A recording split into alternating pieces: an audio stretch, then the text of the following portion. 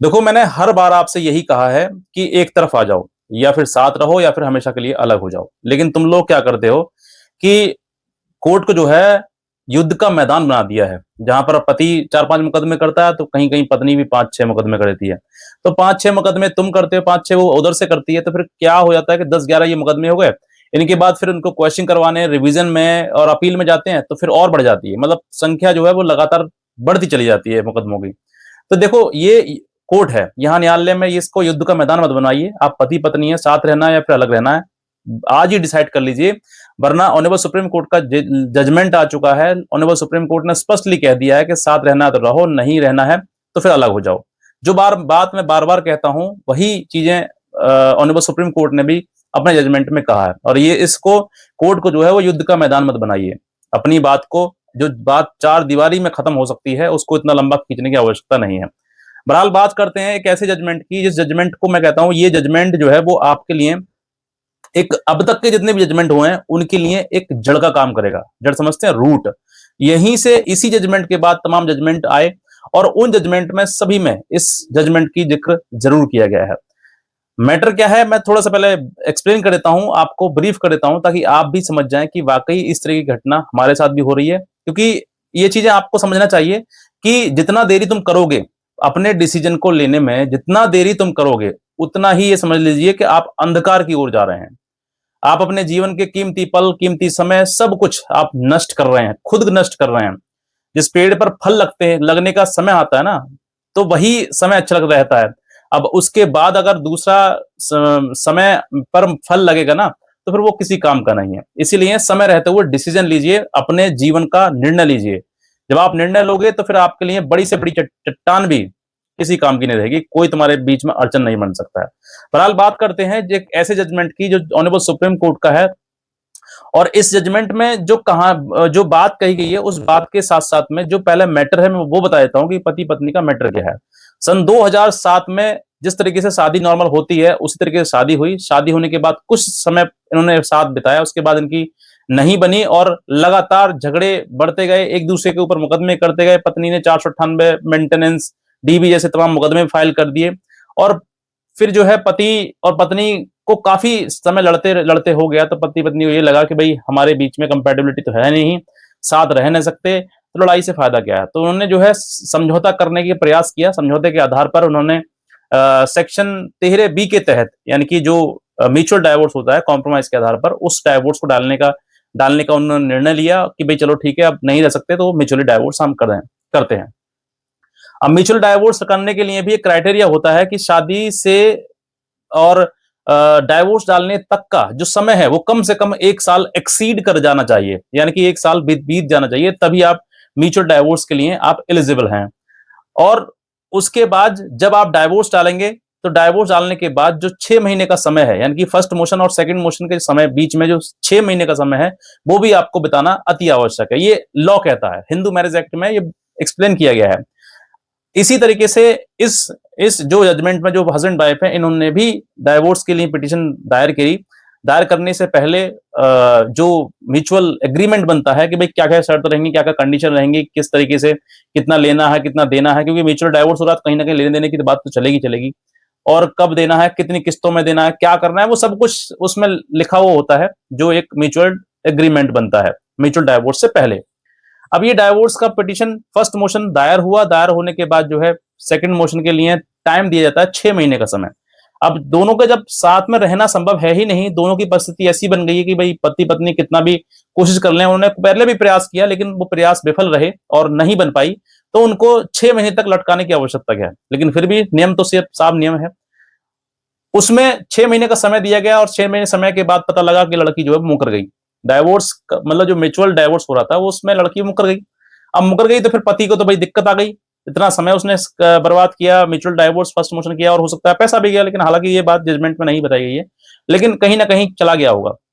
क्योंकि supreme court जो है वो वही चीजें लिखता है जो मतलब सही होती हैं और ऑथेंटिकेटेड होती हैं। वो फालतू की पूरी रामायण नहीं लिखी जाती है, शॉर्ट चीजें में लिखी जाती हैं, कंसाइज मैटर बनाया जाता है। तो उस चीज के लिए अब पति के ऊपर ही बर्डन आ गया, भाई ना डाइवोर्स हो रहा और ये सेकंड मोशन भाई लड़की भी नहीं आ रही है।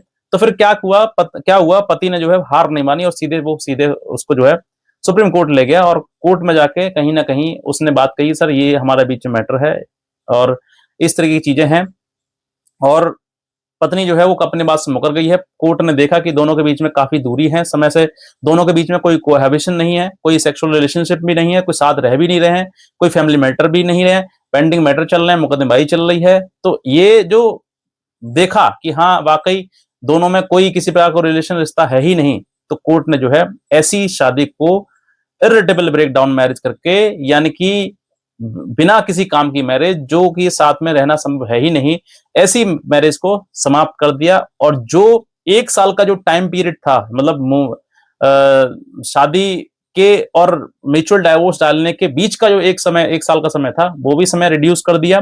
और इसमें डायरेक्शन भी कह दी गई है कि जो 6 महीने का कूलिंग पीरियड है, जिसको कूलिंग पीरियड कहा जाता है वाइफ हस्बैंड के लिए, कि भाई म्यूचुअल डाइवोर्स आप डालोगे और डालने के बाद 6 महीने आप वेट करोगे, तो उस कूलिंग पीरियड को भी समाप्त कर दिया। ये स्पष्टली इस ऑनरेबल सुप्रीम कोर्ट के जजमेंट में कहा गया है। ये जजमेंट उन लोगों के लिए बहुत महत्वपूर्ण है जो म्यूचुअल डाइवोर्स लेना चाहते हैं, जो शादी करने के बाद एक दूसरे के साथ रहने के लिए नहीं है, कंपैटिबल नहीं है, या मुकदमेबाजी चल रही है, उनकी कोई मतलब नहीं है शादी का, उन लोगों के लिए बहुत इंपॉर्टेंट है। अब इस जजमेंट का मैं बताता हूं आपके लिए फायदा क्या होने वाला है, वो भी बताता हूं। जो बताया वो तो है ही है, साथ साथ और बताता हूं आपके लिए। देखिए, जब आप डाइवोर्स केस का पिटीशन फाइल करते हैं, तब कहीं ना कहीं ये कहते हैं साहब ये क्रूअल्टी करी, वो उसने किया, इतने साल से अलग रह रही है, ये सब चीजें आप कहते हैं। लेकिन इनके पीछे आपकी बात को मजबूताई से रखने का काम करता है एक जजमेंट, कि जो आप कह रहे हैं उस जजमेंट, उस बात के आधार पर ऑनरेबल सुप्रीम कोर्ट ने भी देखो ये कहा है। जब आप लोअर कोर्ट में आप जाएंगे, फैमिली कोर्ट में जाएंगे, तो अपनी बात को कन्विंस करने के लिए, अपनी बात को स्ट्रांगली रखने के लिए, आपकी बात ज्यादा वाजिब हो, उस बात को रखने के लिए आपको एक जजमेंट की जरूरत पड़ेगी, और उस जजमेंट को आप अपने केस में लगाएंगे तो मैं कहता हूं 101% आपको मतलब रिलीफ मिलेगा, और आप जैसा जजमेंट चाहेंगे वैसा जजमेंट आपके लिए मिल जाएगा। ये क्यों मैं बता रहा हूं, क्यों? क्योंकि अधिकतर लोगों को पता ही नहीं रहता है कि जजमेंट की वैल्यू क्या है। जजमेंट का मतलब है कि आपने, अगर जो व्यक्ति ऊपर तक नहीं जा सकता, हाई कोर्ट सुप्रीम कोर्ट नहीं जा सकता है, तो क्या उसको नीचे रिलीफ, ऊपर के एग्जाम्पल का सेट करते हुए नीचे रिलीफ नहीं मिल सकता है क्या? मिल सकता है ना। तो उसी प्रकार से रिलीफ आप ले सकते हैं।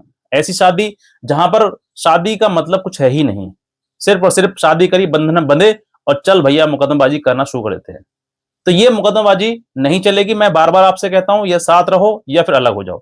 बीच में लटकने वाला काम नहीं होगा कि सब साथ में ही नहीं रहेंगे, अलग भी नहीं होंगे, बस हम तो खून पिएंगे, ऐसा नहीं होगा। आप जो है मुकदमेबाजी करके या फिर एक दूसरे का जो समय है वो बर्बाद करके कुछ हासिल नहीं करने वाले हैं आप। सिर्फ और सिर्फ एक ही निर्णय लीजिए, इधर या उधर, आर या पार। ज्यादा समय बर्बाद मत करिए, आपके पास भी समय नहीं है जीवन का, और दूसरे व्यक्ति के पास भी समय नहीं है। तो इसलिए समय बर्बाद करने से बेहतर है कि आप एक सटीक निर्णय लें। अभी निर्णय लेने में आपको थोड़ी सी प्रॉब्लम होगी, थोड़ी सी दिक्कत आएंगी, थोड़ी समस्या आएगी, थोड़ा दिल घबराएगा आपका, लेकिन ये निर्णय आपके जीवन को सफल बना देगा, ये समझिए आप।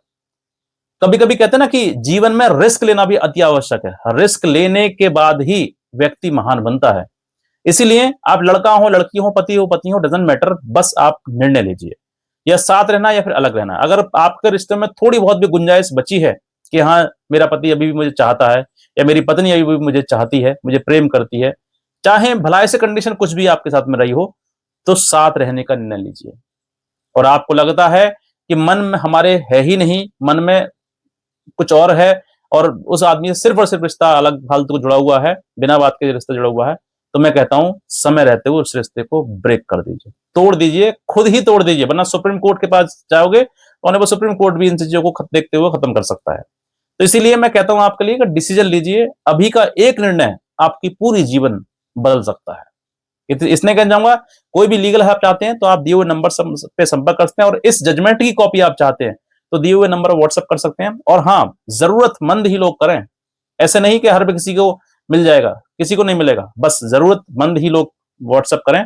और बस ने कह जाऊंगा, आज का वीडियो देखने आपसे बहुत धन्यवाद।